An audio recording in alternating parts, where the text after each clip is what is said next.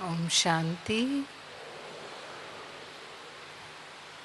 एक बार फिर से बोलेंगे सभी, ओम शांति।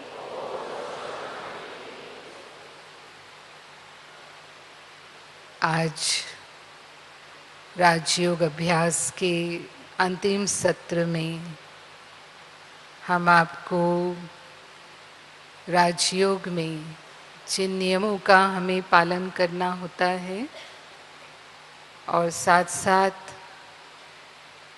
परमात्मा शिव ने प्रजापिता ब्रह्मा के माध्यम से जो ज्ञान दिया, जिसे हम ज्ञान मुरली कहते हैं, ईश्वरीय महावाक्य कहते हैं। 3 दिन तक आपने जो भी सुना है, इस सब ज्ञान का स्रोत वो मुरली है। तो वो मुरली क्या है, उसके बारे में आज आपको हम समझाएंगे। आपने अभी तक समझा है कि परमात्मा शिव वर्तमान संगम युग के समय पर साकार प्रजापिता ब्रह्मा बाबा के माध्यम के द्वारा इस ज्ञान यज्ञ को रचते हैं। परमात्मा ने स्वयं ये राजस्व अश्वमेध अविनाशी रुद्र गीता ज्ञान यज्ञ की स्थापना की है। जब हम इसे राजस्व अश्वमेध कहते हैं तो इसका अर्थ ये है कि इससे हम स्वराज्य अधिकारी बनते हैं, यानी स्वयं पर राज्य करना, अपनी कर्मेंद्रियों के अधिकारी बनने की शक्ति हम में आ जाती है। सामान्यतः मनुष्य इंद्रियों के गुलाम होते हैं। हम जो नहीं देखना चाहते वो देखते हैं, जो नहीं सुनना चाहते वो सुनते हैं, जो नहीं सोचना चाहते वो सोचते हैं, जो नहीं बोलना चाहते वो बोलते हैं। यानी जो कर्म जिस तरह से होना चाहिए उस विधि प्रमाण हमारे कर्म नहीं होते हैं। सब कुछ जीवन में अव्यवस्थित चलता है। लेकिन राजयोग के अभ्यास के पश्चात ये शक्ति आत्मा में आने लगती है कि हमारे मन वचन कर्म पर अधिकार होने लगता है। ये अश्वमेध यज्ञ है जिसमें हम इस देह रूपी अश्व को स्वाहा करते हैं, अर्थात हम देह अभिमान का त्याग करते हैं। पुराने ज़माने में दिखाते थे कि राजा लोग जब यज्ञ रचते थे तो अधिकतर वो सम्राट बनने के लिए, चक्रवर्ती बनने के लिए यज्ञ रचते थे और उसमें एक घोड़ा छोड़ा जाता था।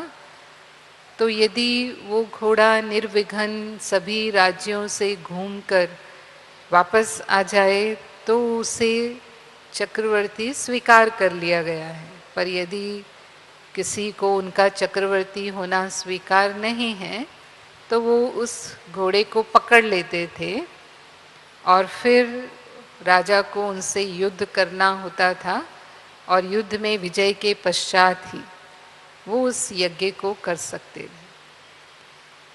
तो वे उस अश्व को बलि देने की या आहुति देने की बात नहीं है, लेकिन इस देह की तुलना भी अश्व से की गई है। आत्मा इसकी रथी है, ये देह रूपी घोड़ा है।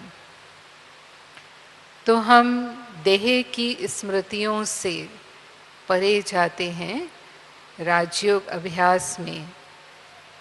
ये अविनाशी रुद्र गीता ज्ञान यज्ञ है, क्योंकि रुद्र यानी शिव के द्वारा स्थापन किया हुआ, जिसने हमें सच्चा गीता ज्ञान दिया है।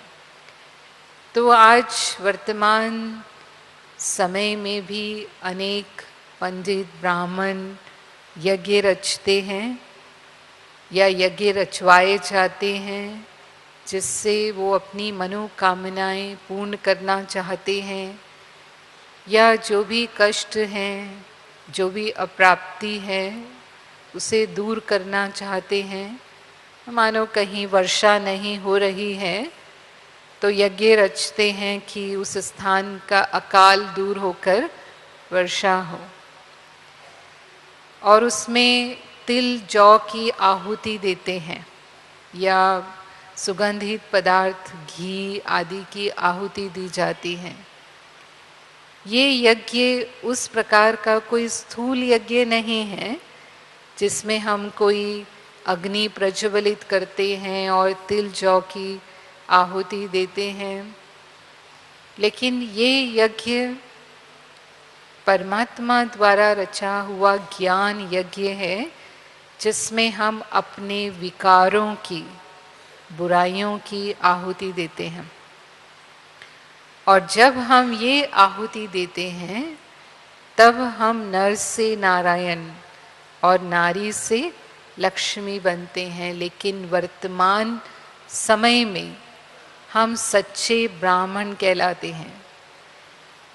ये यज्ञ हमारे जन्म जन्मांतर की, केवल हद की कामनाओं को पूरा करने वाला नहीं, लेकिन जन्म जन्मांतर की यानी आने वाले 21 जन्मों तक, सतयुग त्रेता तक हमारी सभी मनोकामनाएं सदा के लिए पूर्ण हो जाती हैं। ये हमें सर्वभाग्य प्राप्त कराने वाला यज्ञ है। तो इस ज्ञान यज्ञ के द्वारा हम सच्चे ब्राह्मण बनते हैं। एक होते हैं जन्म से ब्राह्मण, जिनका ब्राह्मण कुल में जन्म हुआ है, लेकिन जरूरी नहीं है कि वो कर्म से भी ब्राह्मण हो। और यहाँ हम जन्म से ब्राह्मण नहीं हैं, लेकिन हम कर्म से सच्चे ब्राह्मण बन जाते हैं। तो सच्चे ब्राह्मणों की निशानी क्या है, क्या विशेषताएं हैं? वो राजयोग करने वालों के नियम हैं। सच्चे ब्राह्मण ब्रह्मा मुख वंशावली हैं, क्योंकि ब्रह्मा मुख के द्वारा इस ईश्वरीय ज्ञान को सुनकर हमारा अलौकिक दिव्य जन्म होता है। हम सबका ये नया जन्म है। हम अपने परम पिता परमात्मा को पहचानते हैं, उनसे संबंध जोड़ते हैं। तो सभी ने पिता को पहचाना, क्या कहेंगे? अपने परम पिता की पहचान हो गई? हाँ, तो जो भी समझते हैं हो गई वो हाथ उठाए। तो इसका अर्थ है कि जब पिता को पहचाना, उसी घड़ी उससे हमारा संबंध जुड़ा और ये हमारा नया अलौकिक जन्म है। तो आप इसे स्मृति में रखेंगे कि ये ब्राह्मण जन्म, नया जन्म हमारा हुआ है। और इसीलिए ब्राह्मण को द्विज भी कहते हैं। द्विज माना 2 बार जन्म लेने वाला। एक जन्म होता है जो गर्भ से जन्म होता है, जिसे कुख वंशावली कहते हैं। और ये जन्म जो दिव्य ज्ञान से हमारा नया जन्म होता है, इसे हम मुख वंशावली यानी मुख के द्वारा परमात्मा जो ज्ञान हमें दे रहे हैं, उससे हमारे जीवन में नवीनता आती है, परिवर्तन आता है। फिर सच्चे ब्राह्मण वो हैं जो ब्रह्मलोक को याद करते हैं। हम सभी को ब्रह्मलोक का परिचय मिला है। इस भौतिक जगत से दूर, सूर्य चांद तारों से भी पार, सुनहरी लाल प्रकाश का छठा तत्व ब्रह्म महातत्व वो ब्रह्मलोक है, जहाँ परमात्मा निवास करते हैं। और मुझ आत्मा का भी निज धाम, मेरा भी असली घर वो परम धाम है, जहाँ से मैं इस सृष्टि पर पाठ बजाने के लिए आई हूँ। तो हम प्रतिदिन ब्रह्मलोक को याद करते हैं जो हमारा घर है, और अपने पिता परमात्मा को याद करते हैं जो परम धाम में निवास करते हैं। तो प्रतिदिन कुछ समय निकाल कर हमें राजयोग का अभ्यास करना, अर्थात इस देह की दुनिया के सब संबंधों और कर्म बंधनों से पार होकर, न्यारा होकर मन को परम धाम में स्थित करना है। ये हमें सर्व कर्मों के बंधन से मुक्त करने वाला है, सारे हमारे जन्म जन्मांतर के पाप कर्मों को नाश करने वाला है। तीसरा ब्राह्मण वो हैं जो ब्रह्मा भोजन खाते हैं। जब हम इसे ब्रह्मा भोजन कहते हैं तो अर्थात जो भी भोजन हम स्वीकार करते हैं वो सात्विक भोजन जो परमात्मा की स्मृति में बनाया जाता है और परमात्मा को भोग लगा करके, अर्पण करके हम उसे स्वीकार करते हैं, उसे हम ब्रह्मा भोजन कहते हैं। शुद्ध सात्विक भोजन वो भोजन है जो शाकाहारी भोजन है और जिसे ईश्वरीय स्मृति में बनाया जाता है। 3 प्रकार का भोजन होता है, सात्विक, राजसिक और तामसिक भोजन। सात्विक भोजन, राजसिक भोजन अर्थात जिसमें मिर्च मसाले, तीखापन अधिक मात्रा में होता है, वो राजसिक भोजन कहलाता है। और तामसिक भोजन जो भी मांसाहारी या दुर्गंध युक्त पदार्थ हैं या बासी भोजन है, व्यसन है, ये सब तामसिक भोजन की श्रेणी में आते हैं। तो हमारे यहाँ भारत में लगभग 90% शाकाहारी होते हैं। आज मांसाहारियों की संख्या थोड़ी बढ़ती जा रही है क्योंकि अभी हम पाश्चात्य संस्कृति का अनुसरण करते हैं। ये देखने में आता है कि जो वेस्टर्न वर्ल्ड है वो शाकाहार की तरफ जा रहे हैं और हमारी जो युवा पीढ़ी है वो मांसाहार की तरफ अधिक बढ़ रही है। पर मांसाहार ये मनुष्य का भोजन नहीं है। मनुष्य प्रकृति से ही शाकाहारी है। अगर हम देखें, आप में से तो काफ़ी भाई बहनें शाकाहारी ही होंगे, लेकिन कुछ मांसाहारी भी हो सकते हैं।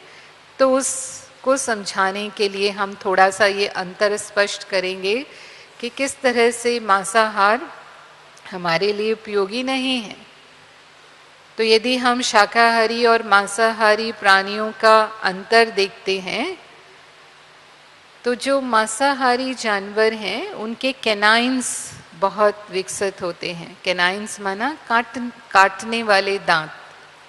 और जो शाकाहारी जानवर होते हैं उनके चबाने वाले जबड़े होते हैं जिससे भोजन को चबाया जाता है, जैसे गाय है, बकरी है, घोड़ा है।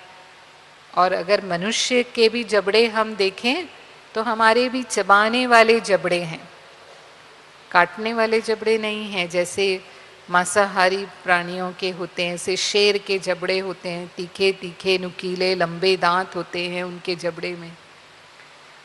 ऐसे ही जो मांसाहारी जानवर होते हैं उनकी लार अम्लीय होती है, उनकी आंतें छोटी होती हैं। लेकिन जो शाकाहारी जानवर होते हैं उनकी लार क्षारीय होती है और उनकी आंतें लंबी होती हैं। मनुष्य की लार भी क्षारीय है और आंतें लंबी हैं, यानी हम प्रकृति से शाकाहारी हैं। और इसीलिए हमारी आंतों में मांस को पचाने वाले जो रस हैं वो लगभग नहीं के बराबर हैं। तो जब व्यक्ति मांस खाता है तो फिर वो लंबे समय तक आंतों में रहता है क्योंकि बहुत धीरे धीरे वो पच पाता है। और लंबे समय तक आंतों में रहने के कारण ये देखा गया है कि जो मांसाहार करते हैं उनमें आंतों का कैंसर होने की प्रतिशत बहुत ज़्यादा है, विशेषकर पश्चिमी देशों में जहाँ लोग मांसाहार अधिक करते हैं। फिर ये भी देखा जाता है कि कई बार लोग ये समझते हैं एक भ्रम है कि मांस खाने वाले अधिक हृष्ट पुष्ट होते हैं, अधिक ताकतवर होते हैं, अधिक बलवान होते हैं या बुद्धिवान होते हैं। और डॉक्टर भी कहते हैं कि मांस खाना चाहिए। लेकिन यहाँ भी अगर हम शाकाहारी और मांसाहारी जानवरों के अंतर को देखते हैं तो देखिए, एक घोड़ा है, वो शाकाहारी है, सारा दिन दौड़ता है। हाँ, उसका मालिक उसे पूरे दिन दौड़ाता है, लेकिन वो घोड़ा सिर्फ चना और घास खा करके दौड़ता है। एक बैल को लोग खेत में जोतते हैं, वो भी सारा दिन खेत जोत सकता है। एक हाथी है शाकाहारी, कितना बलवान होता है। और जो मांसाहारी जानवर हैं वो शिकार करते हैं, शिकार खाते हैं और फिर पड़े रहते हैं, यानी सोए रहते हैं। आप देखिए, शेर मांस खा करके सोया रहता है, आप उनसे कोई काम नहीं ले सकते हैं। तो कौन ज़्यादा शक्तिशाली हुआ? और वो भी अपनी शक्ति प्राप्त करने के लिए शाकाहारी जानवरों का ही शिकार करते हैं। एक शेर जो है वो हिरण पर आक्रमण करेगा, एक बकरी या बकरे को मारेगा। और वो शाकाहारी जानवर अपनी ताकत कहाँ से प्राप्त कर रहे हैं? घास फूस खा करके। उन्होंने अपना मांस कैसे बनाया है? घास फूस खा करके बनाया, उसी मांस को वो खा रहे हैं। तो ताकत कहाँ से मिली? तो प्रकृति ने तो हमें घास फूस खाने के लिए नहीं दिया है। प्रकृति ने तो हमको इतने सुंदर, इतने शक्तिशाली, इतने पौष्टिक अनाज, फल, सब्जियां दी हैं जो सभी विटामिन से, सभी प्रोटीन से भरपूर हैं। ये भी कहते हैं कि मांस में तो प्रोटीन होता है, लेकिन जो मांस का प्रोटीन है वो हमारे शरीर में अनेक हानिकारक तत्व पैदा करता है, नाइट्रोजनस वेस्ट पैदा करता है। 25 साल की उम्र के बाद कुछ ग्राम प्रोटीन के अलावा हमारे शरीर को ज़्यादा प्रोटीन की आवश्यकता नहीं होती है, और जितना प्रोटीन चाहिए वो हमें दालों से, सब्जियों से आसानी से मिल जाता है।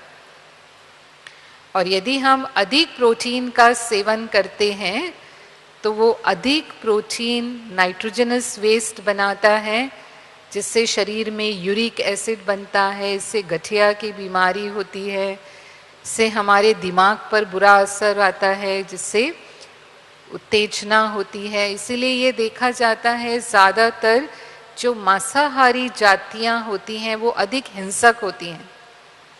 बहुत जल्दी उनको गुस्सा आता है और वो मारपीट करने लगते हैं, क्योंकि अपने मस्तिष्क पर उनका कंट्रोल कम हो जाता है।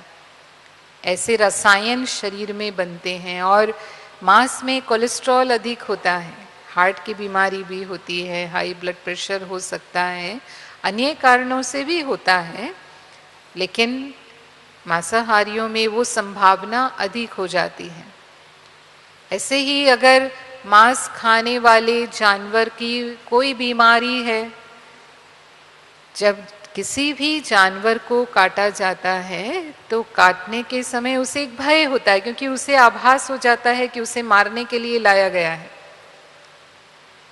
और जब उसे काटने लगते हैं तो उसके शरीर में वो प्रतिक्रिया के फलस्वरूप स्ट्रेस हार्मोन्स पैदा हो जाते हैं, जो उसके मांस में आ जाते हैं। और जब कोई भी उसे खाता है तो वही स्ट्रेस हार्मोन उसके शरीर में भी आ जाते हैं, तो वो बीमारियां पैदा करते हैं। और मानो उसके शरीर में कोई कीटाणु है। जैसे आपने सुना होगा, कुछ साल पहले बर्ड फ्लू फैला था, एक वायरस बर्ड फ्लू फैला था, और वो बर्ड फ्लू के कारण कई मुर्गियों, हजारों लाखों मुर्गियों को काट दिया गया, क्योंकि यदि वो मुर्गियां खा ली गई, वो चिकन खा लिया गया, तो वही वायरस मनुष्य में भी चला जाएगा और उसका कोई इलाज नहीं। तो मांसाहार मनुष्य का भोजन है ही नहीं। और यदि हम धर्म के रूप से देखें तो इसमें हिंसक तत्व शामिल हैं। अगर हम मांस खाते हैं तो हम किसी भी जानवर की हिंसा के लिए उसे प्रेरित कर रहे हैं। तो कहते हैं मांस को काटने वाला, मांस को बेचने वाला, मांस को पकाने वाला और मांस को खाने वाला सभी पाप के भागीदार होते हैं, क्योंकि सभी उस हिंसा में शामिल हैं। तो अगर हम मांस खा रहे हैं यानी हमारे पाप कर्मों को हम बढ़ाते हैं। लेकिन जो शाकाहारी भोजन है वो शाकाहारी भोजन ही सात्विक भोजन है, और शाकाहारी भोजन में सभी पौष्टिक तत्व यदि हम संतुलित रूप से उस आहार का सेवन करते हैं तो वो हमें स्वस्थ भी रखता है। और ये भी देखा गया कि जिस भावना से हम भोजन बनाते हैं उस भावना का असर भी उस पर पड़ता है। इसलिए कहते हैं जैसा अन्न वैसा मन। यदि भोजन बनाने वाला बहुत गुस्से में आकर के, मानो आज वो किसी से नाराज है और उसके मन में बहुत ज़्यादा नाराज़गी के विचार चल रहे हैं और उसी समय भोजन बनाया जा रहा है, तो वो पूरे प्रकंपन उस भोजन को प्रभावित करते हैं और खाने वाले के मन में भी अशांति पैदा होगी। एक हम मंदिर में प्रसाद खाते हैं, वो प्रसाद हमारे लिए बहुत वैल्यूबल होता है, उसका एक कण भी हम ज़मीन पर नहीं पड़ने देते और उसको हम बांट कर खाते हैं। हमें वो प्रसाद शक्ति देता है। क्यों इतनी ऊंची भावना हमारी प्रसाद के प्रति होती है? क्योंकि बनाने वाले ने उसे ईश्वर की याद में बनाया है। लेकिन वही हलवा जो हमने वहाँ प्रसाद में खाया हम घर में भी बनाते हैं, लेकिन तब हमें उसमें इतनी शक्ति का अनुभव नहीं होता है, क्योंकि हम वो साधारण भावना से बनाते हैं। लेकिन यदि वही हलवा हम होटल में खाते हैं तब वो स्नेह भी हमें अनुभव नहीं होता, क्योंकि वहाँ जो हलवा बनाने वाला है वो धन कमाने की वृत्ति से वो कार्य कर रहा है, उसकी हमारे प्रति कोई भावना नहीं है। लेकिन घर में जो हमारे लिए भोजन बनाता है उसकी हमारे प्रति स्नेह की भावना होती है, संबंध है हमारे से, तो वो महसूस हम करते हैं। और जब ईश्वरीय याद होती है उसके अंदर, तब हम उसे ब्रह्मा भोजन कहते हैं। कहते हैं परमात्मा की याद में किया हुआ भोजन दुख भंजन भोजन होता है। एक बार एक भिक्षु, बौद्ध भिक्षु थे, वो किसी नगर में गए। वहाँ उनका नियम होता है कि जो भिक्षा में मिलेगा वही खाएंगे। कई सन्यासियों का भी ये नियम होता है कि उनको गृहस्थियों के द्वारा जो भिक्षा में प्राप्त होता है वही स्वीकार करते हैं। तो उस नियम प्रमाण नगर में किसी गली में वो जाते थे और जो भिक्षा में मिल जाता था वही ग्रहण करते थे। तो वो एक दिन जिस नगर की गली में गए, वहाँ पर एक घर का द्वार खुला हुआ था जिसके बाहर वो खड़े हुए भिक्षा के लिए, लेकिन अंदर घर में लड़ाई झगड़ा चल रहा था। कुछ बात पर बहुत कहा सुनी, गाली गलौज हो रही थी।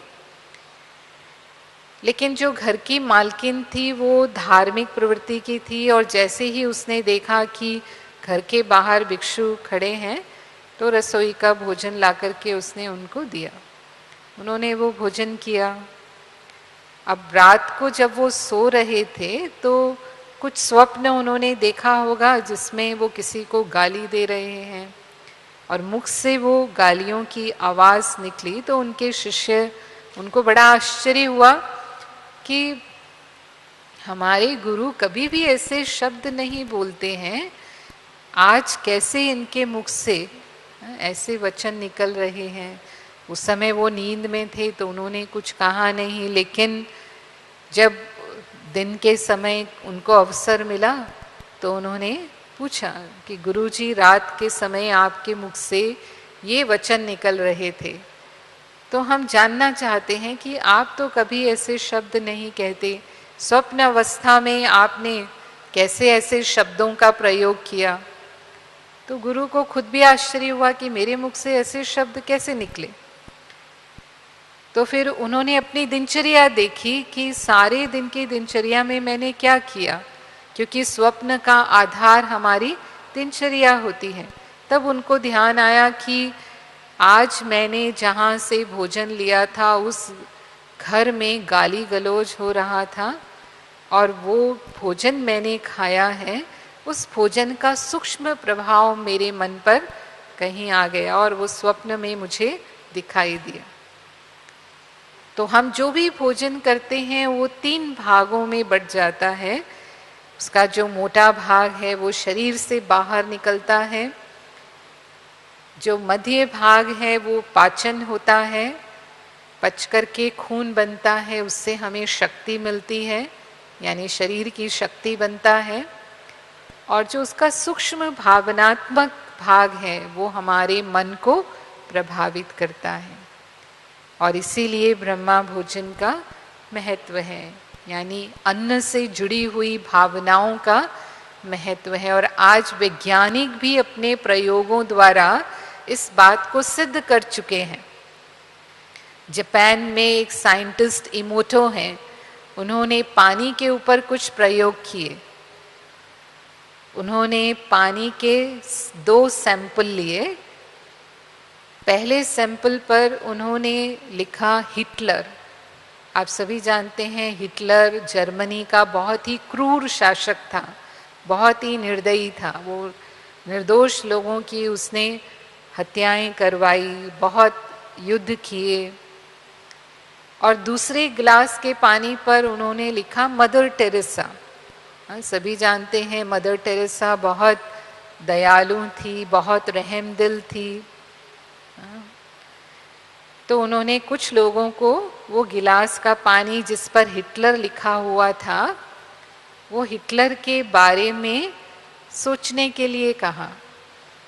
तो जब उन्होंने हिटलर के बारे में सोचा तो उनके मन में अच्छे भाव जागृत नहीं हुए, क्योंकि वो इस प्रकार का व्यक्ति था।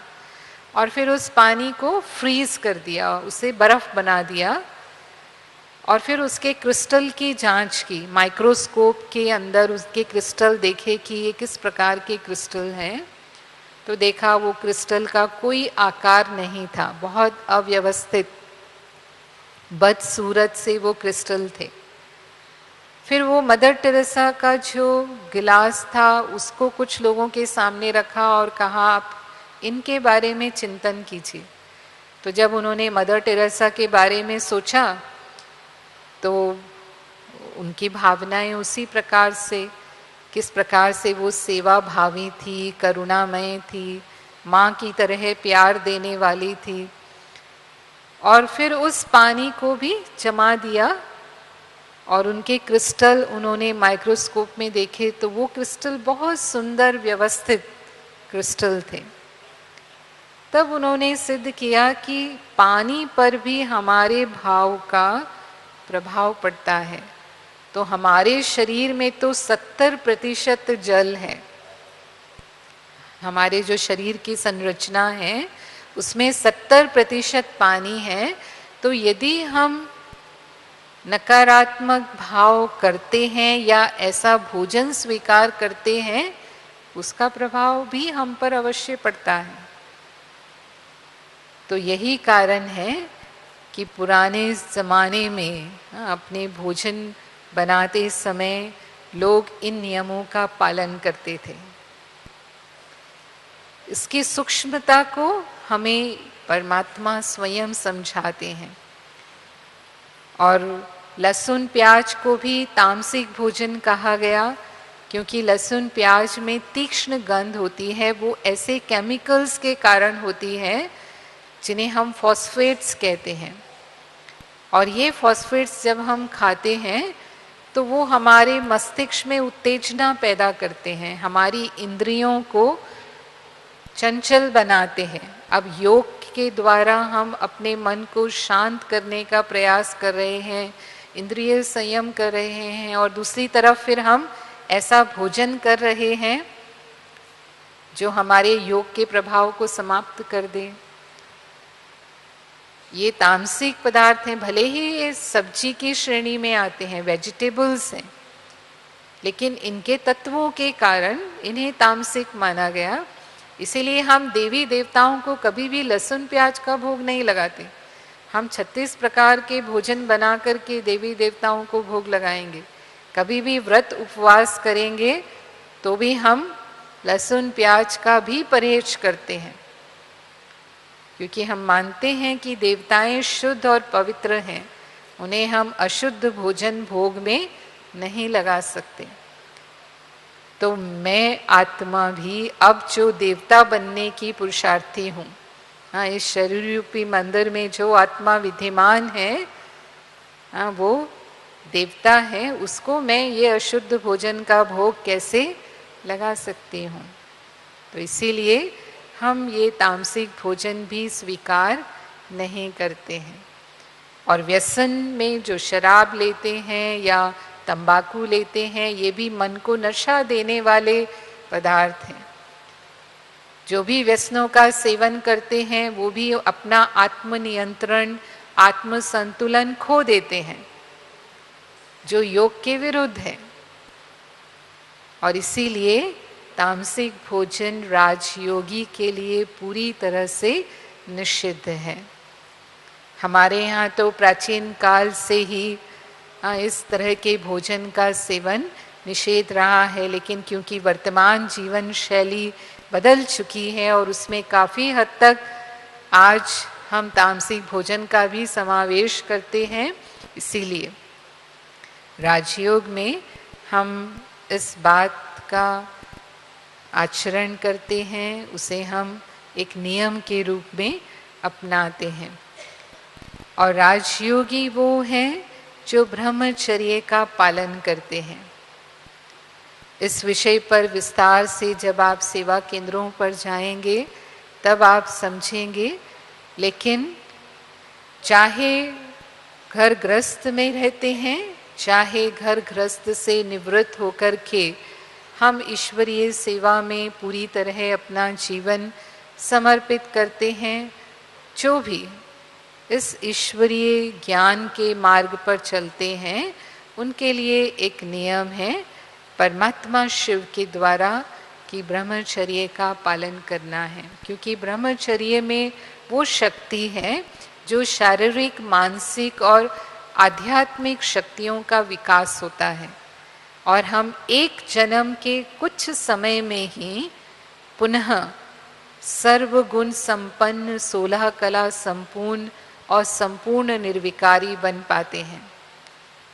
वर्तमान समय संगम युग के समय पर ही कलयुग से पुनः सतयुगी सृष्टि के लायक बनने के लिए, उस चढ़ती कला में जाने के लिए जो शक्ति आत्मा को चाहिए, वो ब्रह्मचर्य से हमें प्राप्त होती है।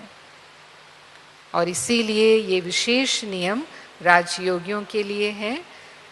राजयोगी वो हैं जो प्रतिदिन ब्रह्म ज्ञान का श्रवण करते हैं। ब्रह्म ज्ञान अर्थात ज्ञान मुरली, जिसे हम ईश्वरीय महावाक्य कहते हैं। अब मुरली से तात्पर्य ये नहीं है जो श्री कृष्ण मुरली बजाते थे। कई बार हमारे मन में वो चित्र आ सकता है कि मुरली कहेंगे माना वो मुरली बजाई जाएगी, लेकिन ये उस मुरली के समान ही हमें अनुभव कराने वाली है।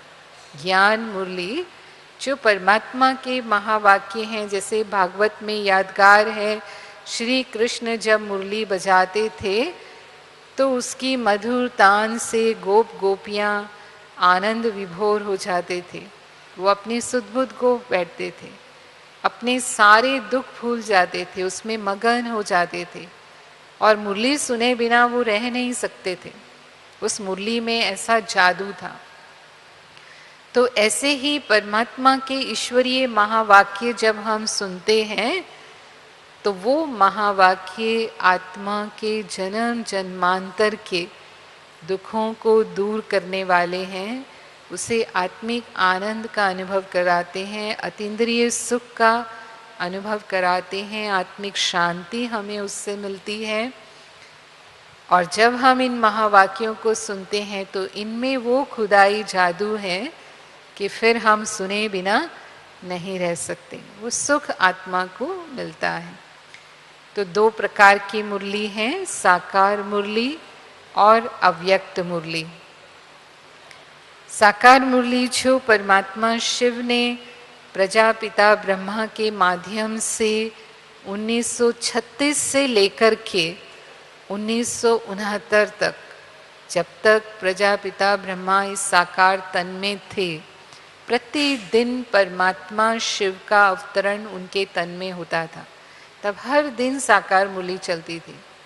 तो प्रारंभ के कुछ वर्षों तक तो उसका संकलन भी नहीं किया गया, क्योंकि तब इतना महत्व नहीं मालूम था। लेकिन पिताश्री जी के कुछ अंतिम वर्षों में, लगभग 10 वर्षों में, उस मुरली को लिखा भी गया और फिर उसे विधि पूर्वक प्रिंट भी किया गया। तो सभी सेवा केंद्रों पर, जितने भी विश्व में सेवा केंद्र हैं, आज 140 देशों में 9000 तक सेवा केंद्र हो चुके हैं, सभी सेवा केंद्रों पर ये मुरलियाँ भेजी जाती हैं और प्रतिदिन ये साकार मुरली पढ़ी जाती हैं। और दूसरी अव्यक्त मुरली है जो पिता श्री ब्रह्मा बाबा के अव्यक्त होने के बाद दादी हृदय मोहिनी जी, जिन्हें हम गुलजार दादी भी कहते हैं, जो वर्तमान में भी हैं, उनके माध्यम से परमात्मा शिव ज्ञान देते हैं, अपने महावाक्यों का उच्चारण करते हैं। ये अव्यक्त मुरली साल में कुछ दिन, अब प्रतिदिन परमात्मा शिव का अवतरण नहीं होता है, लेकिन कुछ निश्चित तारीखें होती हैं। उन निश्चित तारीख पर ही परमात्मा शिव की पधरामनी उनके तन में होती है और कुछ घंटों के लिए वो आते हैं और उन ईश्वरीय महावाक्यों का उच्चारण करते हैं, जिससे सेवा केंद्रों पर सप्ताह में एक दिन सुनाया जाता है। ज़्यादातर रविवार के दिन वो मुरली सुनाई जाती है, किन्हीं किन्हीं सेवा केंद्रों पर गुरुवार के दिन मुरली सुनाई जाती है। तो साकार मुरली में ज्ञान, योग, धारणा, सेवा, ये चारों विषय होते हैं। शिव बाबा ज्ञान के सागर हैं और सागर में जैसे लहरें उठती हैं, उन लहरों को नियंत्रित नहीं किया जा सकता, बांधा नहीं जा सकता है। ऐसे ही परमात्मा शिव ने जब ब्रह्मा बाबा के द्वारा ज्ञान सुनाया, तो वो जब हम सुनते हैं तो वो इसी तरह से महसूस होता है कि कभी ज्ञान की लहर आई, ज्ञान के राजों को भगवान ने खोला, जैसे अगम निगम के भेद शिव के लिए कहते हैं कि वो अगम निगम के भेद खोलने वाले हैं। तो अगम माना जिस स्थान तक पहुंचा नहीं जा सकता, तो परम धाम वो स्थान है जहाँ तक हम पहुंच नहीं सकते, जिसके बारे में विज्ञान भी समझ नहीं सकता, वो भेद परमात्मा ने हमारे सामने खोले हैं। तीनों कालों का ज्ञान उन्होंने हमारे सामने स्पष्ट कर दिया। सारा भक्ति और उसके भक्ति के द्वारा जो वैराग, विकारों को जीतना, ये सारा ज्ञान भी परमात्मा ने स्पष्ट किया।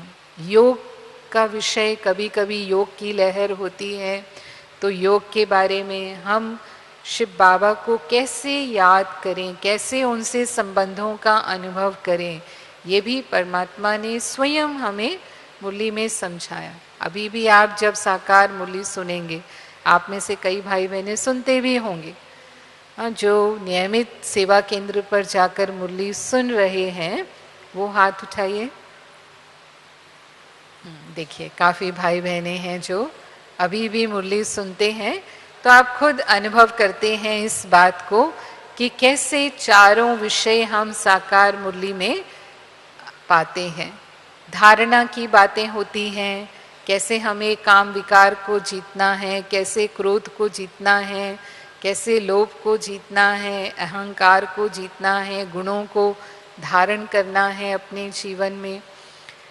सेवा की बातें होती हैं कि इस ईश्वरीय ज्ञान के द्वारा आत्माएं परमात्मा से अपना वर्षा लें, अपने परमपिता को पहचानें, वो संदेश उन तक पहुँचे, वो सेवा हम कैसे करें, जिसको हम रूहानी सेवा कहते हैं।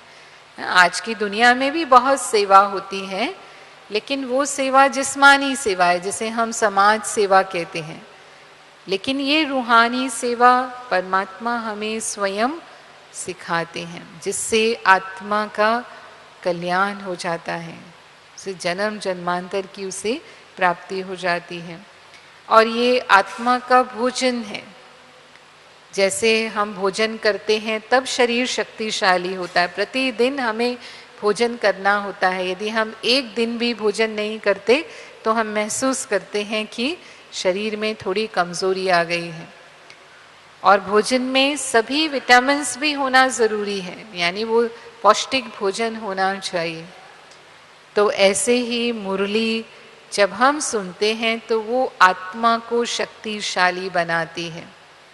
हम महसूस करते हैं मुरली सुनने के बाद कि मुझ आत्मा को जो भोजन चाहिए, मेरे मन को जो श्रेष्ठ विचार चाहिए, जो शुद्ध चिंतन चाहिए, वो भोजन मुझे मिल गया है।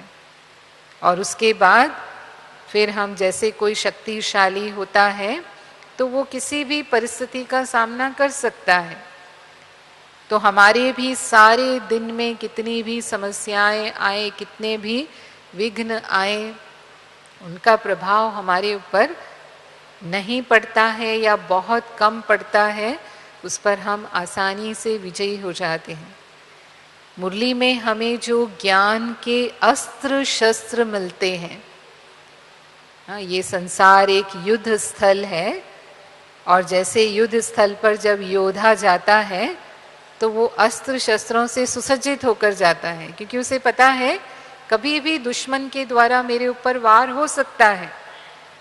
तो मैदान में वो पूरी तैयारी के साथ उतरता है। आज हम इस संसार को युद्ध स्थल क्यों कहते हैं? क्योंकि माया यानी जो 5 विकार हैं वो कभी भी हमारा सामना कर सकते हैं, उनसे हमारी युद्ध है। और उस पर विजय पाने के अस्त्र शस्त्र परमात्मा के द्वारा जो ज्ञान के अस्त्र शस्त्र हमें दिए गए हैं वो हैं। और जैसे ही हम उनका प्रयोग करते हैं, मानो हम क्रोध की बात करते हैं, क्रोध ऐसा विकार है जो हर किसी में कभी भी प्रवेश कर जाता है। तो यदि मेरे पास शांति का शस्त्र है, मुझे पता है मैं आत्मा शांत स्वरूप हूँ, मैं शांति धाम की रहने वाली हूँ, शांति के सागर की संतान हूँ, शांति मेरा स्वभाव है, क्रोध मेरा स्वभाव नहीं है। उसी समय यदि मुझे अपने शस्त्र की स्मृति आती है तो हम क्रोध पर विजय पा लेते हैं। हमने समझा बहुत विस्तार से इस विषय पर। तो ये अस्त्र शस्त्र के प्रयोग से हम विजयी बनते हैं, हमारी समस्याओं का समाधान होता है। हमारे मन में कभी बहुत उलझन होती है, प्रश्न होते हैं, कभी हम निर्णय नहीं ले पाते हैं, दुविधा में होते हैं, तो मुरली हमारी सभी दुविधाओं को समाप्त करने वाली है, मन की उलझनों को सुलझाने वाली है, सभी प्रश्नों का उत्तर देने वाली है। हम जब मुरली सुनते हैं तो हमें एहसास होता है कि आज सारे दिन में मेरे मन में ये जो प्रश्न उठे, इसके उत्तर मुरली में मुझे मिल गए। मुरली भगवान का हमारे लिए पत्र है। जैसे लौकिक में भी कोई किसी को पत्र लिखते हैं तो वो पत्र को पढ़कर हमें बहुत खुशी होती है, और जब तक हम उस पत्र को पढ़ते रहते हैं तब तक हमें लगता है कि वो व्यक्ति मेरी स्मृति में है। सारे भाव उनके हमारे मन के सामने आने लगते हैं, पूरा समय हमें उनकी याद बनी रहती है। और ऐसे ही जब हम मुरली सुनते हैं ना, वैसे हम कहेंगे आज का ज़माना तो पत्रों का ज़माना नहीं है, आज के ज़माने में तो लोग ईमेल करते हैं, फैक्स करते हैं, या मैसेजेस भेजते हैं। तो चलो जो भी हम पढ़ते हैं, मैसेजेस भी पढ़ते हैं, तो भी जिसका मैसेज हम पढ़ रहे हैं तब तक बुद्धि में कौन याद रहता है? जिसका मैसेज है वो हमें याद रहता है। तो ऐसे ही जब हम परमात्मा की मुरली सुन रहे होते हैं तो सहज ही हमें परमात्मा की स्मृति बनी रहती है, क्योंकि ये किसके महावाक्य हैं? ये कौन हमें पढ़ा रहा है? परमात्मा परम शिक्षक बनकर हमें स्वयं पढ़ाते हैं। दुनिया में जो शिक्षक होते हैं, वो हो सकते हैं ऊंचे से ऊंचे हों, किसी के प्रोफेसर बहुत काबिल होते हैं, बहुत ऊंची यूनिवर्सिटी में वो पढ़ रहे होते हैं, तो भी बहुत नशा होता है कि हमें पढ़ाने वाले और हमारी यूनिवर्सिटी कितनी प्रसिद्ध यूनिवर्सिटी है। लेकिन इस ईश्वरीय विश्वविद्यालय में जो पढ़ाने वाला है वो स्वयं परमात्मा है। तो वो मुरली सुनना ही हमें कितना नशे का अनुभव कराता है कि हम परमात्मा के द्वारा पढ़ रहे हैं। इतिहास में ऐसा आता है कि जो जवाहरलाल नेहरू थे, जब वो जेल में थे, क्योंकि आज़ादी के कारण हमारे बहुत नेताओं को काफ़ी समय तक अंग्रेज़ों ने जेल में रखा, महात्मा गांधी को भी जेल में रखा गया, लाला लाजपत राय जो भी थे और भी गोखले, इन सबको काफ़ी समय तक जेल में रखा गया।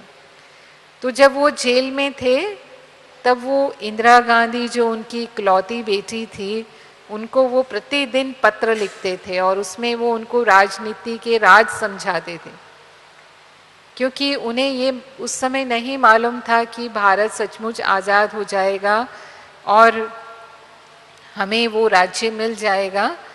तो वो समझते थे कि जो भी मेरा ज्ञान है वो मेरी बेटी तक पहुंच जाए, तो ये भारत का भविष्य है, फिर ये हमारे कार्य को आगे बढ़ाएंगे। और उन पत्रों के द्वारा ही उन्होंने उन राजों को समझा। और हम देखते हैं कि जवाहरलाल नेहरू देश के प्रधानमंत्री रहे और उसके पश्चात जब इंदिरा गांधी देश की प्रधानमंत्री बनी तो उसी शिक्षा के परिणाम स्वरूप उन्होंने भी उतना ही कुशल नेतृत्व हमारे देश का किया। तो पुराने समय में बहुत विशिष्ट व्यक्तियों ने अपने जो भी अनुयायी थे उनको पत्रों के माध्यम से तैयार किया।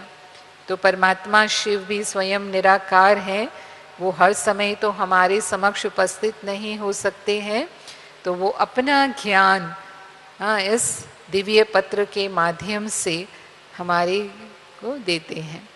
और ये ज्ञान जो हमें मिलता है वो खजाना है, इसका एक एक वाक्य एक रत्न की तरह है। ये बहुमूल्य रत्न है जिसकी कीमत लाखों रुपए से भी अधिक है, हम ऐसा कहेंगे। लेकिन जब हम उसकी कीमत समझे, जैसे हमने कल कहानी सुनी, ऐसे ही एक बार एक राजा के पास एक भिखारी रोज दान लेने के लिए आता था। तो एक दिन राजा ने सोचा इसको रोज रोज के भीख लेने से छुड़ा दिया जाए, तो उसने अपने गले में वो बहुमूल्य रत्नों की माला पड़ी हुई थी वो उसे दे दी और कहा कि हाँ अब तुम्हें भीख मांगने की ज़रूरत नहीं है। लेकिन उसे नहीं समझ थी कि ये रत्न है। उसे लगा कि क्या राजा ने मुझे पत्थर की माला दे दी और मुझे कहा अब तुम्हें भीख नहीं मांगनी पड़ेगी, ये पत्थर मेरा क्या करेंगे। हाँ, इससे तो राजा मुझे जैसे रोज़ भोजन देता था, कुछ उपयोग की वस्तुएं देता था, वो देता तो मेरा ज़्यादा भला होता। और गुस्से में आकर के उसने वो माला तोड़ दी और उसका जो एक एक रत्न उसके लिए पत्थर था वो उसने पक्षियों को मारना शुरू कर दिया। जब थोड़ी दूर गया तो किसी ने देखा उसको, वो पत्थर जब उसने फेंका देखा तो ये तो रतन है। तो उसने कहा तुम ये क्या कर रहे हो, ये रतन फेंक रहे हो। तो उसने कहा रतन क्या होता है। उसने कहा रतन साधारण पत्थर नहीं होते, तुम एक एक पत्थर को बेचोगे, तुम्हें हजारों रुपए मिल जाएंगे और तुम धनवान हो जाओगे। तो उसने कहा लेकिन अब तो ये आखिरी है मेरे हाथ में, मैंने तो सब फेंक दिए। हाँ, मैंने समझा क्या राजा ने मुझे पत्थर दे दिए, पत्थर का क्या मेरे जीवन में उपयोग है। तो देखो वो रत्नों को नहीं पहचान पाया, पत्थर समझे तो उसे उन्हें यूं ही व्यर्थ गंवा दिया और उसके जीवन में कोई परिवर्तन नहीं आया, वो भिखारी का भिखारी ही रह गया। तो इन ईश्वरीय महावाक्यों की भी जितनी कद्र हम करते हैं, जितना हम उसे अपने जीवन में धारण करते हैं, समाते हैं, उतना हमारा जीवन मूल्यवान बनता जाता है, उतना हम हीरे तुल्य बनते जाते हैं। और परमात्मा का ये ज्ञान हमें हीरे तुल्य बनाने वाला है। और कहते हैं knowledge is source of income, ज्ञान कमाई का साधन है। आज की दुनिया में भी जो ऊंचे पढ़े लिखे होते हैं वो ऊंची कमाई करते हैं क्योंकि उनमें उतना अधिक ज्ञान है। ऐसे ही ये ज्ञान आत्मा में जब संचित होता है, उससे जो संस्कार बनते हैं उससे हम सिर्फ इस जन्म में नहीं लेकिन अनेक जन्मों तक ऊंच पद की प्राप्ति करते हैं। रॉयल घराने में हमारा जन्म होता है, हम राजाई कुल में जन्म लेते हैं और कोई ज्ञान मनुष्य को राजा नहीं बना सकता। वो उसे ऊंच पद का अधिकारी बना सकता है लेकिन राजा बनाने की शक्ति नहीं है। सिर्फ एक ईश्वरीय ज्ञान ही है जो मनुष्य को राजा बनाता है। ये राजाओं का भी राजा बनाने वाला ज्ञान है। और इससे हमें ज्ञान का तीसरा नेत्र मिलता है। तीसरे नेत्र को यहाँ दिखाया जाता है। कहते हैं जब शंकर जी ने अपना तीसरा नेत्र खोला तो इस पूरे संसार का विनाश हो गया। वो इस तरह से दिखाया गया। लेकिन संसार के विनाश की बात नहीं, ये परिवर्तन की बात है कि जब ज्ञान का तीसरा नेत्र खुलता है तब परिवर्तन होने लगता है। तो हम आपको जो परमात्मा ने मुरली सुनाई है उस मुरली के सार रूप में साकार मुरली का एक पेज और अव्यक्त मुरली का एक पेज सैंपल के रूप में सुनाएंगे। ये रोज सेवा केंद्रों पर प्रातःकाल, ज़्यादातर सेवा केंद्रों पर 6:30 या 7 बजे का समय होता है सुबह का, और शाम को भी लगभग यही समय होता है 7 बजे से 8 बजे के बीच में।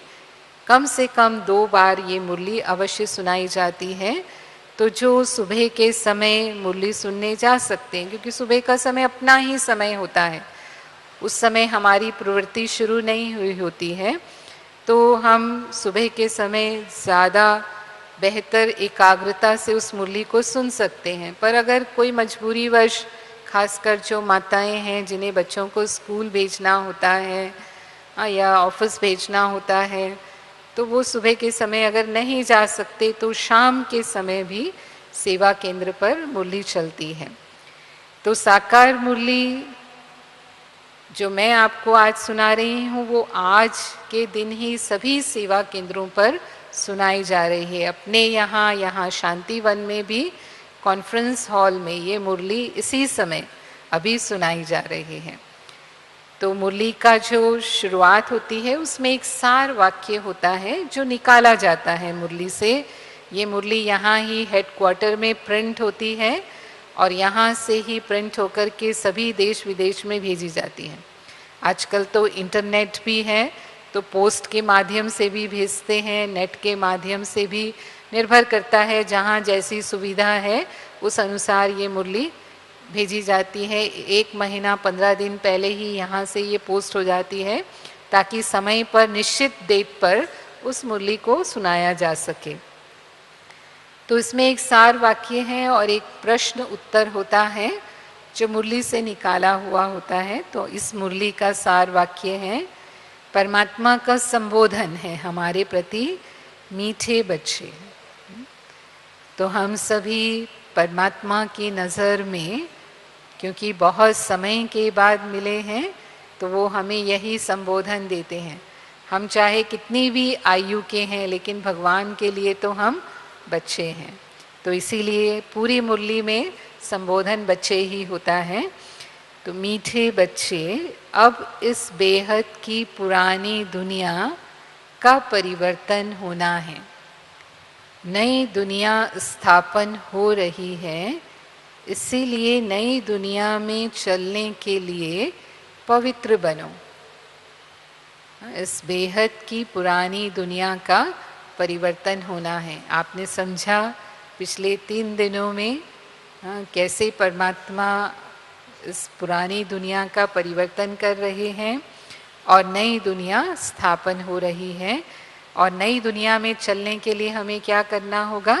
पवित्र बनना है, यानी अपने विकारों को जीतना है। प्रश्न है इस मुरली का, परमात्मा के बारे में तुम बच्चे कौन सी वंडरफुल बात जानते हो जो मनुष्यों की समझ से बाहर है?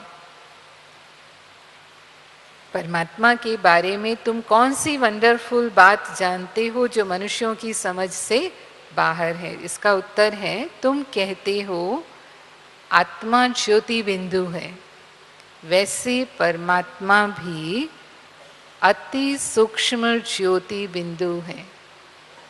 आत्मा ज्योति बिंदु है, समझा? और परमात्मा भी क्या है?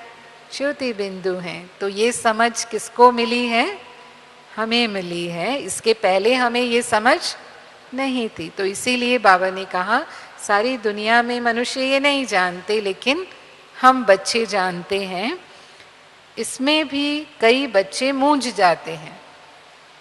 आप में से भी कई थोड़ा सा उलझन में आए होंगे कि अभी तक तो हम श्री कृष्ण को याद कर रहे हैं, राम को याद कर रहे हैं, देवियों की भक्ति कर रहे हैं, वो तो साकार रूप है, उसे याद करना तो बहुत सहज है।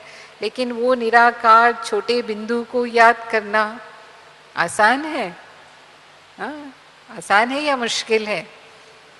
तो किसी किसी को मुश्किल जरूर लग रहा होगा। तो यही बाबा ने कहा कि इसमें कई बच्चे मूंझते हैं। तो बाबा कहते हैं, बाबा माना शिव बाबा कहते हैं, मूंझो मत।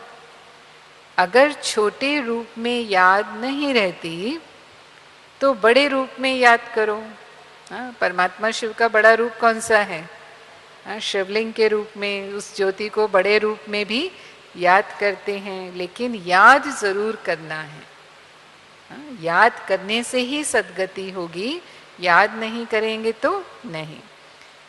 मुरली में एक गीत बजता है, जैसे हम भी यहाँ कभी भी क्लास शुरू करते हैं तो पहले एक गीत बजता है। वो गीत परमात्मा की स्मृति का गीत होता है जो हमारे मन की दिशा को बदल देता है। तो ऐसे ही मुरली की शुरुआत भी एक गीत से होती है, लेकिन उस समय में अपने गीत नहीं थे। अपने गीत तो अब हमारे पास गीतकार भी हैं, संगीतकार भी हैं। तो बहुत आप सुनते हैं कितने अच्छे अच्छे गीत बन गए हैं। तो अभी हमें बाहर के भक्ति गीत बजाने की आवश्यकता नहीं है। लेकिन उस ज़माने में जो भक्ति गीत थे वही बजाए जाते थे। और कोई कोई गीत ऐसे जो ईश्वर से हमारे भावों को व्यक्त करने वाले हैं, ऐसे गीत भी हम उस समय बजाते थे। तो ये गीत हैं, रात के राही थक मत जाना, सुबह की मंजिल दूर नहीं। ये गीत है पुराना। हो सकता है जो पुराने समय के हैं उन्होंने ये गीत सुना भी होगा। तो मुरली शुरू होती है अभी। ओम शांति। रूहानी बच्चों को रूहानी बाप बैठ समझाते हैं, इसीलिए बच्चों को आत्म अभिमानी हो बैठना है। अब रूहानी बाप है, ये जिस्मानी बाप नहीं है, यानी शरीरधारी नहीं है। रूह माना आत्मा, और हम उसके लिए रूहानी बच्चे हैं क्योंकि वो हमारी आत्मा को देखते हैं। भगवान भी हमारे शरीर को नहीं देखते, हम कोई भी हैं। कोई भी धर्म के हैं, जाति के हैं, भाषा के हैं, रंग के हैं, लिंग के हैं, स्त्री हैं, पुरुष हैं, ये सब भगवान नहीं देखता है। वो क्या देखते हैं? आत्मा को देखते हैं तो रूहानी बच्चों को देखते हैं। इसीलिए बच्चों को आत्म अभिमानी होकर बैठना है, यानी आत्मा समझकर बैठना है। ऐसा और कोई जगह समझाया नहीं जाता। किसी सत्संग में ऐसा समझाते हैं? हाँ, नहीं समझाया जाता। कोई भी साधु संत ऐसे नहीं समझाते कि आत्म अभिमानी होकर बैठो। नहीं कह सकते, क्योंकि वो जानते ही नहीं है। जिस विषय का ज्ञान नहीं है वो नहीं समझा सकते। यह एक बाप ही समझाते हैं। बाप माना शिव बाबा। जब हम मुरली में बाप शब्द सुनते हैं तो वो परमात्मा शिव के लिए है। और किसी को कहने आएगा नहीं, यह युक्ति कोई बता नहीं सकेंगे। तुम बच्चे भी समझते हो, हम आत्मा हैं। आत्मा ही एक शरीर छोड़ दूसरा लेती है। कब बैरिस्टर, कभी डॉक्टर बनती है। अब एक जन्म में हम बैरिस्टर हैं तो दूसरे जन्म में क्या बनेंगे? डॉक्टर भी बन सकते हैं, प्रोफेसर भी बन सकते हैं, बिजनेसमैन भी बन सकते हैं। हर एक जन्म में हमने अलग अलग व्यवसाय किए हैं, या जो भी कहें, हमने जॉब किए हैं, जैसी पढ़ाई पढ़ी है, तो हर एक जन्म बदल जाता है। आत्मा ही अभी पतित बनी है, फिर पावन बनेगी। पतित बनना माना विकारी बनना, और पावन बनना माना निर्विकारी बनना। आत्मा में ज्ञान धारण होता है। बाप निराकार ज्ञान का सागर है, तो जरूर आकर ज्ञान सुनाएंगे ना। हमने आपको बताया सारा ज्ञान कहाँ से मिला है? ये मुरली से मिला है। तो अभी आप मुरली में सुन रहे हैं, वो बातें हैं जो आपने लेसन्स में सुनी। पतित पावन है तो जरूर आकर पावन बनाएंगे। वह है सुप्रीम परम पिता परमात्मा। वह है सुप्रीम परम पिता परमात्मा। मैं तुम्हारा बाप सुप्रीम हूँ, नॉलेजफुल हूँ। मुझे अपना शरीर नहीं है। यह सब नॉलेज तुम्हारी आत्मा धारण करती है, तो तुमको आत्म अभिमानी बनना है। देह अभिमान नहीं रखना है।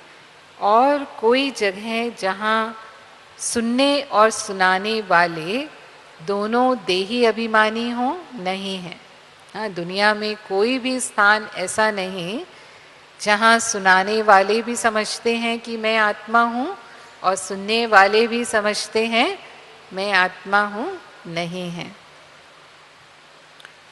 सभी मनुष्य देह अभिमानी हैं। हाँ, आज की दुनिया में सभी मनुष्य क्या हैं? देह अभिमानी हैं, बॉडी कॉन्शियस हैं। लेकिन यहाँ आकर के श्री बाबा का ज्ञान सुनकर हम आत्म अभिमानी बनते हैं। यह ज्ञान परम पिता परमात्मा ही आकर देते हैं। आत्मा को धारण करना है। आत्मा को ही पतित से पावन होने की युक्ति बताते हैं। अभी सारी दुनिया का डाउनफॉल है, फिर राइज करने आते हैं। शिव बाबा क्यों आते हैं? जो दुनिया पतन की ओर जा रही है उसका राइज करना माना उत्थान करना। उसका उत्थान करने के लिए भगवान इस दुनिया में आते हैं। यह तुम बच्चे जानते हो। डाउनफॉल माना डिस्ट्रक्शन और राइज माना कंस्ट्रक्शन। स्थापना और विनाश। स्थापना किसकी? स्थापना नई दुनिया की, स्वर्ग की स्थापना। अब भगवान कोई साधारण दुनिया नहीं बनाएंगे। वो क्या बनाएंगे? जो सर्वश्रेष्ठ आर्किटेक्ट होते हैं दुनिया में भी, जो कंस्ट्रक्शन का कार्य करते हैं, और यदि वो बहुत उत्तम श्रेणी के हैं, तो उनकी रचना भी कैसी होगी, उसी प्रकार की होगी।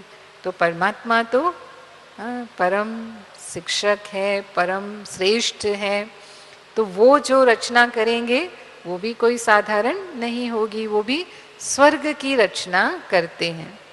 तो वही कहा कि परमात्मा स्वर्ग की स्थापना करते हैं और पुरानी दुनिया हेल, नरक का विनाश, डिस्ट्रक्शन और कंस्ट्रक्शन, कलयुग है, पुरानी दुनिया, इसका विनाश जरूर चाहिए। इस पुरानी दुनिया का विनाश कैसे होना है ये भी आपने समझा कि अभी हम इस कलयुगी दुनिया के अंतिम चरण पर पहुंचे हैं, और इस अंतिम चरण में परिवर्तन कैसे होगा, तो उसके लिए विनाश के बहुत साधन बन चुके हैं। आज इतने एटॉमिक वेपन्स हैं दुनिया में, वो ऐसी एक दुनिया तो क्या कितनी दुनिया खत्म कर सकते हैं, और सारी चीज़ कंट्रोल रूम से ऑपरेट होती है। अब मैदान में जाके लड़ने की ज़रूरत नहीं है। अभी की लड़ाई कहाँ से होने वाली है, आसमान से होने वाली है, कि वो एक बटन दबाएंगे, मिसाइल को कहाँ टारगेट करेंगे, वो मिसाइल वहाँ जाकर पड़ेगी, और एक से एक नहीं मरने वाला है, एक से कितने मरने वाले हैं, लाखों मरने वाले हैं। ऐसा एक मिसाल जापान में हिरोशिमा नागासाकी में दिखा चुके हैं। तो इसीलिए परमात्मा ने कहा कि पहले कंस्ट्रक्शन और फिर उसके बाद पुरानी दुनिया का विनाश होना ही है। यह महाभारी महाभारत लड़ाई है। महाभारत का वृत्तांत महाभारत शास्त्र में दिखाते हैं, दिखाया ना कि पूरे कुल का विनाश हो गया। धर्म युद्ध हुआ, उस धर्म युद्ध में क्या हुआ, पूरे कुल का नाश हुआ। तब सद्धर्म की स्थापना हुई। बाप ब्रह्मा द्वारा स्थापना करते हैं, तो यह है बेहद का विनाश और बेहद की स्थापना। बाप नया मकान बनाते हैं बच्चों के लिए, तो ज़रूर पुराना खल्लास करेंगे। हाँ, दुनिया में भी अगर कोई नया मकान बनाता है तो पुराना क्या करते हैं, फिर पुराने में थोड़ी रहते हैं। नया मकान बन गया तो कहाँ रहेंगे, नए में रहेंगे। तो पुराने को डिस्पोज करेंगे, हाँ, या तो बेच देंगे नहीं तो गिराएंगे, दोनों में से कोई काम करेंगे। तो वही कहा कि नए बच्चों के लिए नया बनाते हैं तो पुराना खत्म करते हैं। तुम समझते हो बाबा अब नई दुनिया स्थापन कर रहे हैं, तमो प्रधान से फिर सतो प्रधान बनाने के लिए हमको तैयार कर रहे हैं। यह वही समय है, वही स्टार्स आकर आपस में मिले हैं जो महाभारत के समय थे। हाँ, ग्रह उपग्रह देखते ना लोग, ग्रहों की दशा देखते हैं, तो बाबा कहते हैं आज वही ग्रहों की दशा है जो कहते हैं महाभारत के समय में थी। तो ये फिर से उस समय की पुनरावृत्ति हो रही है। तो ये एक पेज साकार मुरली, वैसे ये 4 पेज होती है मुरली, इसमें अंत में सार है और एक वरदान, 4 लाइनों में एक वरदान भी होता है। लास्ट में एक स्लोगन जो थॉट फॉर डे की तरह है वो भी होता है। लेकिन अभी हम पूरे 4 पेज आपके लिए नहीं पढ़ेंगे। अव्यक्त मुरली का एक पेज सैंपल की तरह और भी सुनाएंगे आपको। जितनी भी अव्यक्त मुरली हैं वो सब एक पुस्तक के रूप में है, क्योंकि अव्यक्त मुरली कम है तो उनकी पुस्तक बन सकती है। तो वो यहाँ पर साहित्य विभाग में पुस्तक के रूप में 1969 से लेकर के अब तक 2016 तक जितनी भी अव्यक्त मुरली चली हैं वो पुस्तकें बनी हुई हैं। ये जो हम आपको अव्यक्त मुरली सुना रहे हैं ये 1990 की है, 29/12/1990। इसमें प्रश्न उत्तर नहीं निकाला होता है, सीधा मुरली ही शुरू होती है। आज मुरलीधर बाप अपने मास्टर मुरलीधर बच्चों को देख रहे हैं। मुरलीधर क्यों कहा, मुरली सुनाने वाला कौन है, शिव बाबा हैं, इसीलिए उन्होंने मुरलीधर कहा, और हम मास्टर मुरलीधर हैं, मास्टर बच्चे को कहा जाता है, तो उनके बच्चे हम मास्टर हैं। सभी बच्चे मुरली और मिलन के चात्रक हैं। ये अव्यक्त मुरली में हम डायरेक्ट परमात्मा के सम्मुख होते हैं, उनके सम्मुख बैठ करके हम वो मुरली सुनते हैं, तो उनसे हमारा मिलन भी होता है। तो इसीलिए कहा कि मुरली भी सुनते हैं और उनसे मिलन, उसके चात्रक हैं, माना प्यासे हैं। जैसे वो चात्रक पक्षी के लिए कहा जाता है कि वो चंद्रमा की रोशनी में वो एक नक्षत्र स्वाति नक्षत्र को देखते हुए जो ओस की बूंद पड़ती है उसे ही वो पीता है, अन्यथा वो प्यासा रहता है। तो उसीलिए उसकी प्यास का गायन है चात्रक पक्षी का। तो वो कहा भगवान ने कि ऐसे चात्रक सिवाय ब्राह्मण आत्माओं के और कोई नहीं हो सकता, क्योंकि हम ही उस महत्व को जानते हैं, उस ज्ञान से हमें क्या मिल रहा है, इसीलिए ये बात कही। यह ज्ञान मुरली और परमात्मा मिलन न्यारा और प्यारा है। दुनिया की अनेक आत्माएं परमात्मा मिलन की प्यासी हैं, इंतजार में हैं, भगवान को मिलना चाहते हैं। ऐसा कौन होगा जो भगवान को नहीं मिलना चाहेगा? हाँ, अगर कोई कहे कि हम आपको भगवान से मिलाते हैं तो हम मना करेंगे उस बात के लिए। हाँ, तो कहा कि दुनिया की अनेक आत्माएं उस मिलन की प्यासी हैं, लेकिन आप ब्राह्मण आत्माएं दुनिया के कोने में गुप्त रूप में अपना श्रेष्ठ भाग्य प्राप्त कर रही हो। हाँ, ये सारा कार्य कैसे चल रहा है परमात्मा का? गुप्त रूप में है, प्रत्यक्ष तो नहीं हुआ है अभी।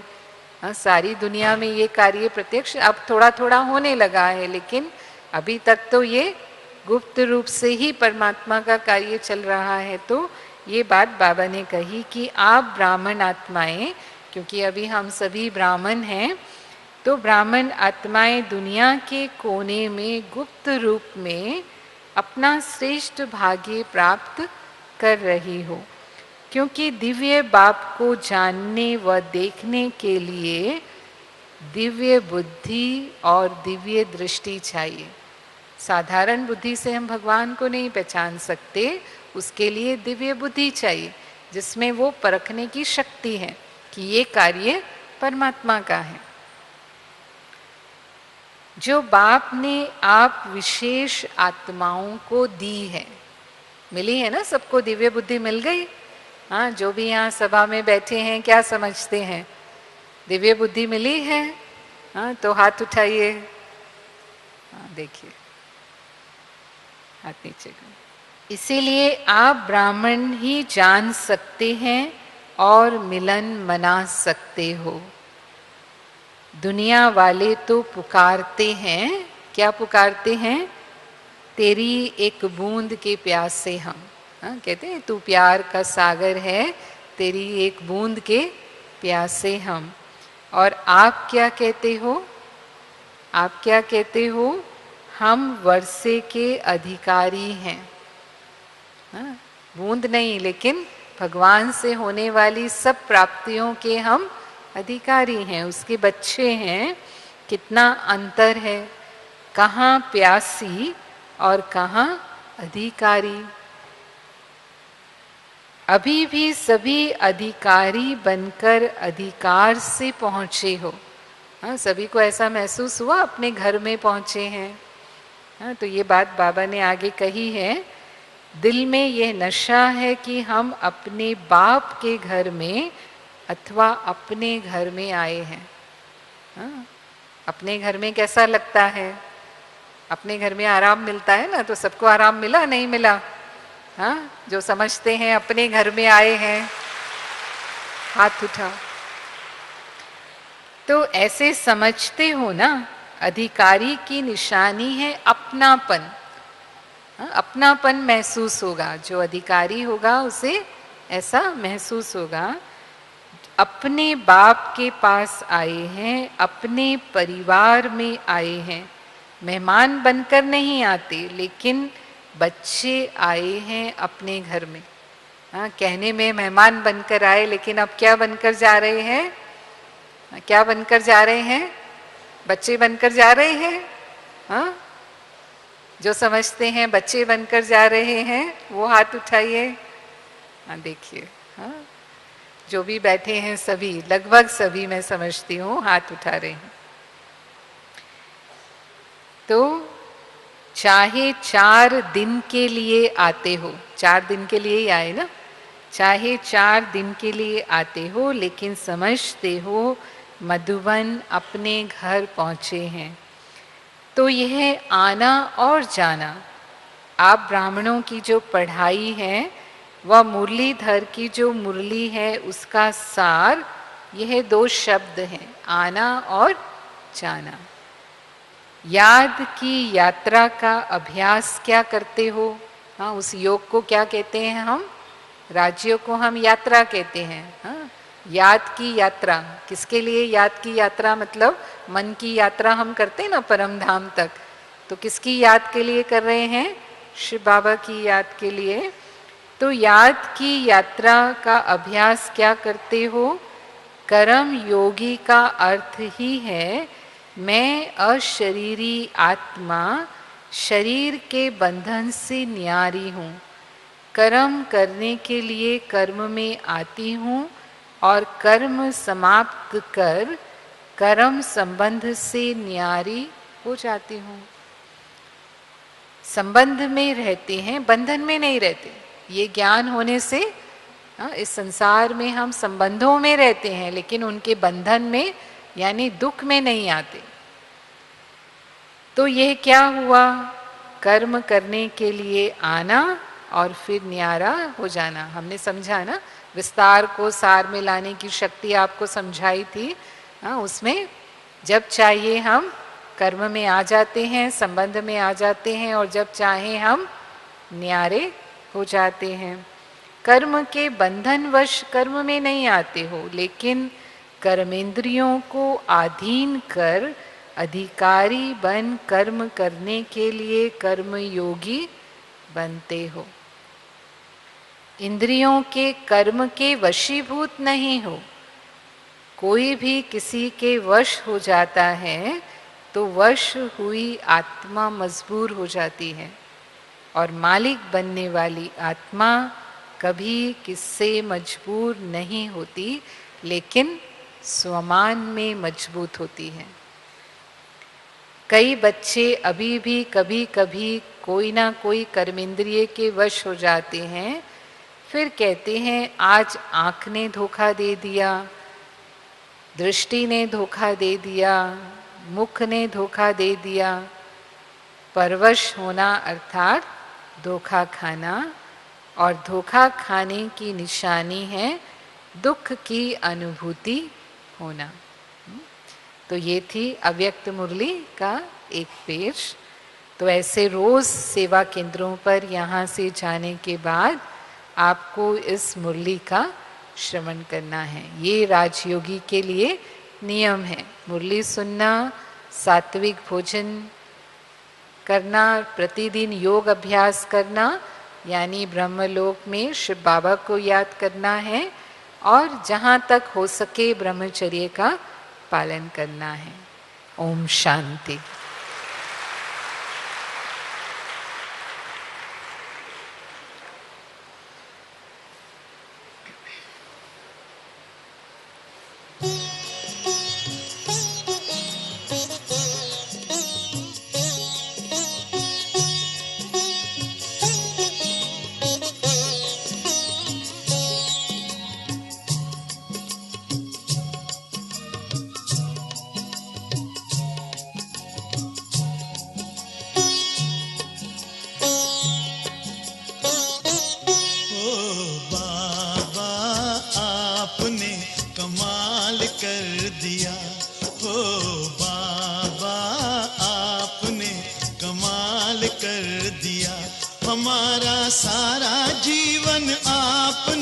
खुशहाल कर दिया, हाँ खुशहाल कर दिया हो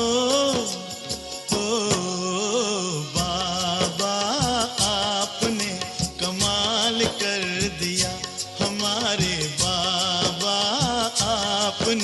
कमाल कर दिया।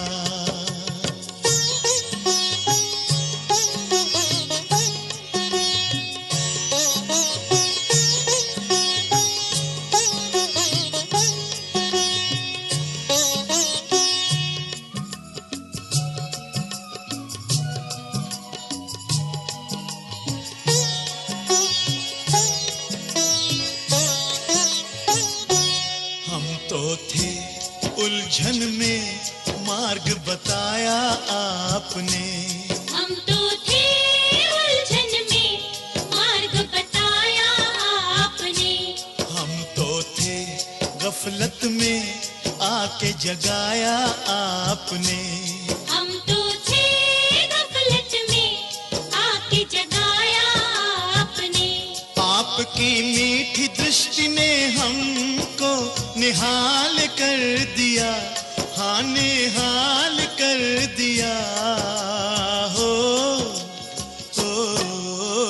बाबा आपने कमाल कर दिया, हमारे बाबा ओ प्यारे बाबा आपने कमाल